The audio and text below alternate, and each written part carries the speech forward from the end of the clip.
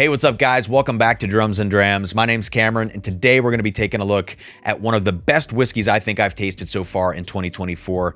It is absolutely going to be in the conversation for my whiskey of the year, and that is this second release of Old Stubborn's cask strength bourbon whiskey coming to us from Rising Tide Spirits and Ed Bly. So in this video, I'm going to start by nosing, tasting, and reviewing this product. Then I will do a quick side-by-side comparison to the first release of Old Stubborn. And I'm sure we'll get into the weeds along the way. I've actually set aside a few bottles over here of some other products that I think will be a good flavor profile comparison to this most recent release from Old Stubborn. And of course, here at the beginning of this video, there's going to be a little bit of talking about the stats of this bottle and all that kind of stuff. So if you do want to just skip ahead to the review portion, I will put a timestamp in the description of this video so that you can miss all of this talking up front. So let's kind of get into this just a little bit, the stats on paper for these two releases, how they're different, how they're similar, all that kind of stuff.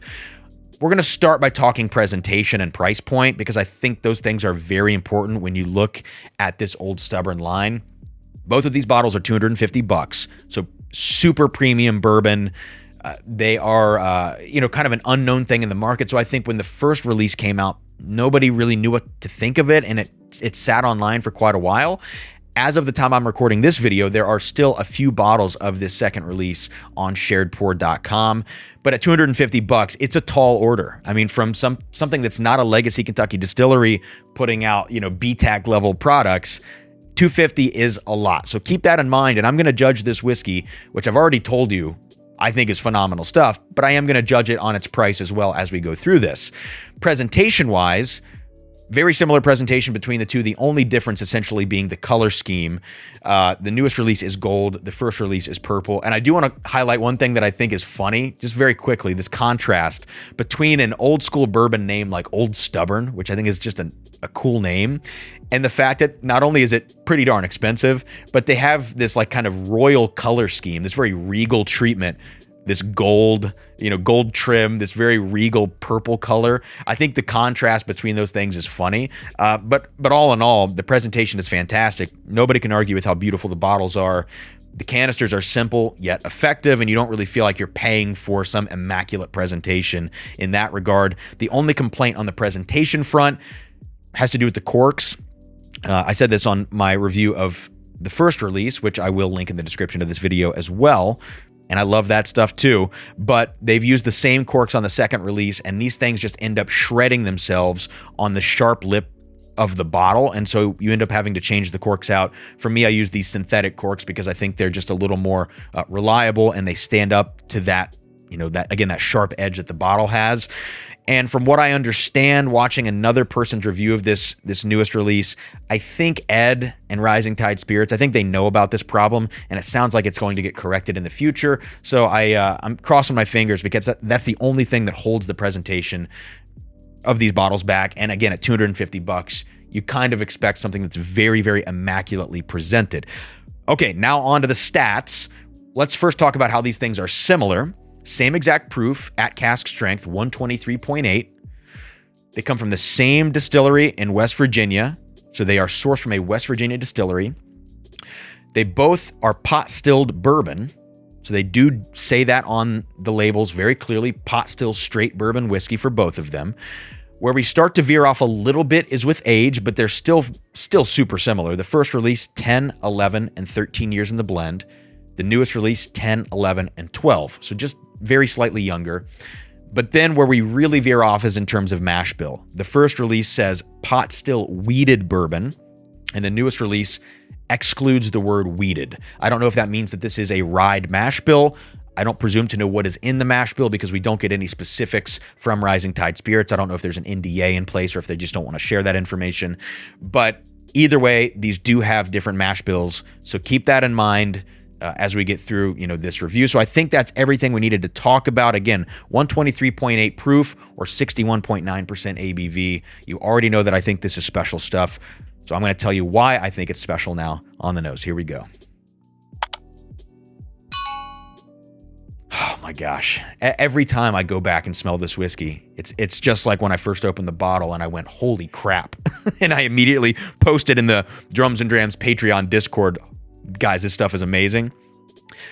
It's so chocolatey. I mean, the primary note in this whiskey is chocolate, and I find myself going between a lot of different chocolate things. For those of you who just like tasting notes, we'll just say chocolate, right? But for those of you who want foods, I'm going chocolate cake, I'm going fudge brownie, chocolate sauce, and there's actually even something that's weirdly specific in here, which is chocolate milk. There's actually a little bit of this milky kind of thing in the whiskey. I complain about that on Maker's Mark because it's like spoiled milk. It's like this nasty, I don't know what the word is. Some people refer to it as like a yogurt note. I think Matt from ADHD Whiskey says that. But it's like a little spoiled note. In here, it's not that. It's just this very enveloping chocolate milk kind of note. There's a ton and tons and tons and tons of sweet oak, sweet dark fruits, and they're not like very dry. Sometimes you think older age statements, you think something that's going to be just a dark profile overall is going to be kind of like drier fruits. This is super fresh to me on the nose. I'm in the realm of like a blackberry, kind of like a blackberry drizzle on like a chocolate cake. I'm going to keep coming back to the chocolate cake reference. Lots and lots of leather on this whiskey too. Yeah, funky but sweet. Sweet oak, sweet leather. This is just great stuff. I do want to say, I don't find that this whiskey is particularly complex. Like it's not one of those whiskeys I'm going to sit with and find new layers upon new layers. It's kind of straightforward and it kind of shows you exactly what it is, but it just smells so freaking delicious that I have no issue with that fact, right? Even at $250 on the nose, I think you smell this whiskey right away and you're like, oh yeah, that smells like a special whiskey. And for folks that don't know the price tag, don't know the state of distillation or anything about it, I think if you smelled this blind, you would go, oh yeah, okay, that's serious stuff. So with that said, let's get it on the palate now. Cheers. Oh my God. I'm telling you, it is so rich and sweet. All those chocolate cake notes. Now I'm getting a lot of really, really dark cherry notes to go along with that kind of blackberry syrup dessert quality to it. Great, great spice. Vanilla coming to play on the palate, which is almost like when I said chocolate milk, and I was saying that there's like almost this kind of like milky thing going on in there, this broadness to it. On the palate, I think that's translating as almost like a sweet vanilla kind of note. And as we get into the finish, there is so much leather in the finish of this. So while it's very sweet on the nose and on the palate, with good spice, huge delivery, heavy, heavy mouthfeel, when you get to the finish, the leather and the oak turn a little bit to be extremely old and funky. So the one comparison I wanted to make to this whiskey, I'm gonna pull a bottle out now on the table. I know people are going to be weird about me saying this. Heaven Hill 17. Now, am I telling you that this is a substitute for Heaven Hill 17? Not necessarily. The profiles are just different, right? Heaven Hill 17 is coming from Heaven Hill. You're going to get a lot more of a, well, in that case, it's like a little toastier profile to it. Very much more oak-driven on that whiskey. Whereas this Old Stubborn, again, is more of this chocolate. It's a little bit fresher.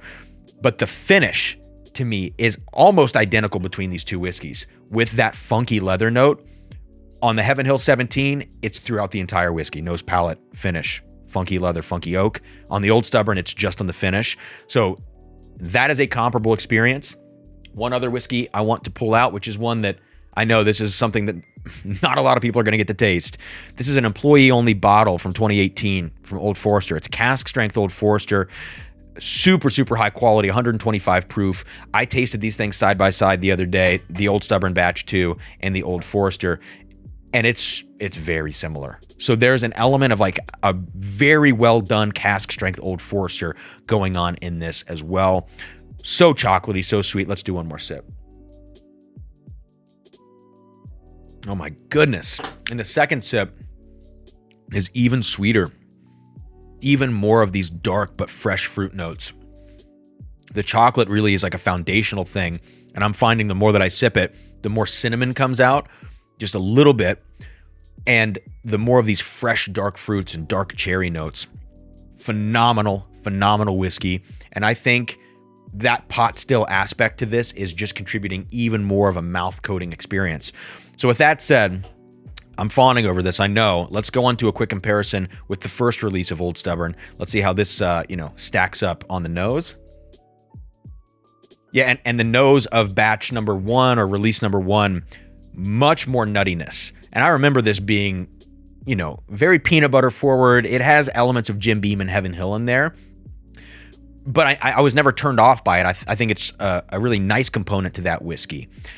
But in the second release of Old Stubborn, there is like no detectable nuttiness for me. And that makes release number 1 smell extremely nutty by comparison. Both fantastic. I think, honestly, I like the newer release even better than the first on the nose, just because nuttiness to me is not my favorite thing, even though in this whiskey I think it's fine. I think it does really well. The dark chocolate profile of this second release is just more up my alley, I would say. So let's go on the palate now very quickly for this first release. Whew! And that is way spicier. More chili pepper, more cinnamon on the front of the palate.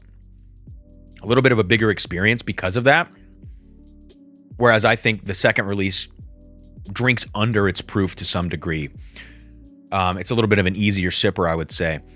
You really can't go wrong with either of these. And I think they both have proven themselves to be premium products. I mean, the price point of $250 never feels good for anybody. I know that. I spend way too much money on whiskey, but I'm going to tell you right now, I bought 3 backup bottles of Old Stubborn batch 2 or release 2.